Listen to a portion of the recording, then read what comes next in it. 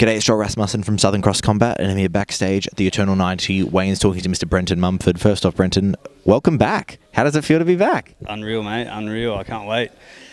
I've been pretty keen for it, actually. I guess not having all the pressure has made this one the most enjoyable camp I've done in a long time. Yeah. I've been fighting since 2011, so I've had a few years here, and this has been the most exciting one. I feel it's the best I've felt from all too. Excellent. I'm very glad to hear that.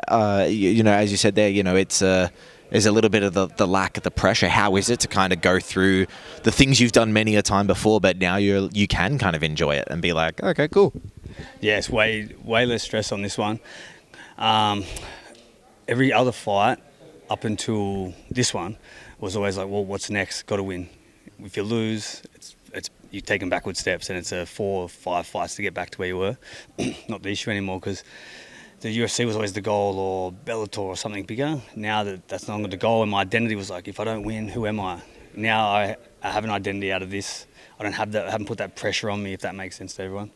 I haven't put that pressure on myself, so now I'm just doing it because I enjoy doing it, which made the camp and all the weight cut, everything that much better. And being at 77 too, not having to cut the extra 7 kilos has been unreal. Like, the camp was so much better. The weight cut was easy. I was on weight last night, where normally what I was at last night is what I start my weight cut at normally for lightweight. So I'm just keen. I'm just excited to fight.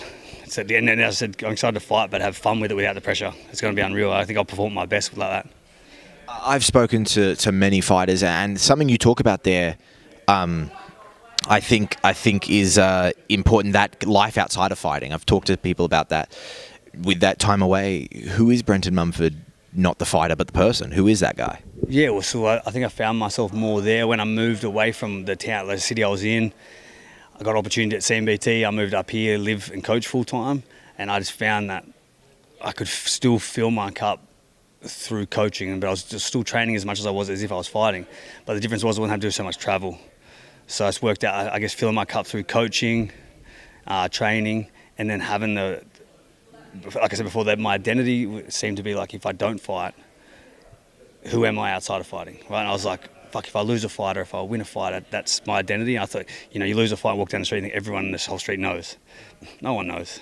And I used to hold that pressure really heavy on my shoulders, where this time, like, I know if I lose the fight or win the fight, I still got to go home, still got to be a dad, still got to go to work and coach all the up-and-comers, and I still got to do everything the same. Before it wasn't like that.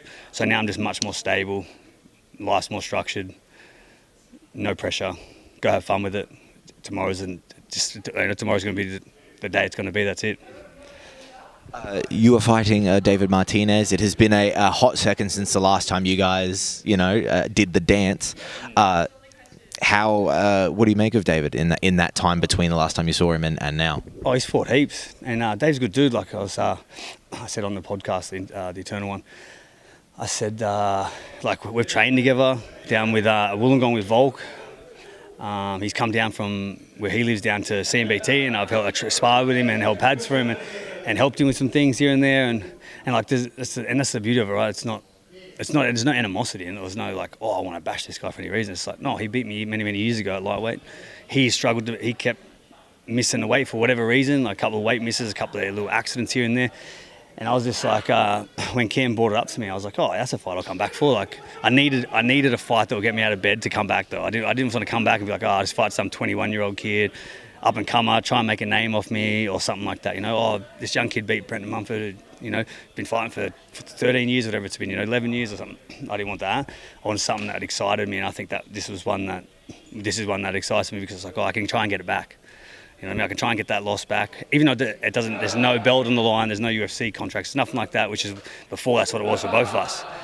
Now it doesn't have any of that, so now I'm like, oh, fuck, I'll just try and get that win back. Win or lose, like I said before, win or lose, my day's still the same on the next day.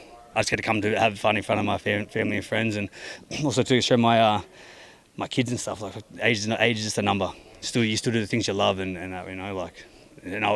my son just turned 18, so he gets to come watch one and have drinks and shit. So he thought that was pretty cool for his 18th birthday. So I'm like, oh, this will work out all right. I'm glad to hear that. I'm glad to hear the family and that will be in attendance. I wanted to ask about that. Are you coming into this fight to settle the score? Are you here to get some revenge? No, so I would love to settle the score.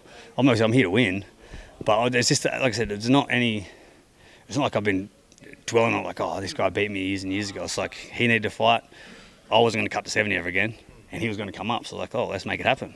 You know what I mean? But you know, if I get the win, get the win. If he submits me again, he submits me again. But it's going to be exciting like it was last time. It was 4 minutes of excitement. Hopefully it's going to be more excitement than that. But if it's not, it's not, right? It is what it is. At least the people are going to know I'm going to throw some wild shit out there, and if it works, it works. If it doesn't, it doesn't. And this being the return, is this a one and done?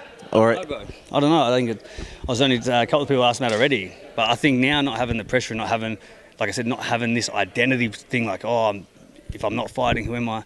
Now I can just, and living on the coast, training close to home, it's like if I feel good, I can just fight. Like this one, it's like, sweet, can just do it. Like I could have 3 next year, because if all the camps and the cuts are as easy as this one, like I had heaps of fun this whole camp. Usually 4 weeks out, I'm fucking hate life. 4 weeks, I'm shut myself out from the world, you know. This fun, you know, I was still having fun last week, still doing what I wanted to do. All this week, you know, it hasn't felt like a fight camp in that sense. So if they could all continue to be like this, and I could have 10 more if I could, for the excitement value. If my body holds up, like that was the problem last time. My body I had to have a full knee reconstruction 12 months ago. Then I tore ligaments in my thumb, tore my pec off the bone. Like I now got all that fixed.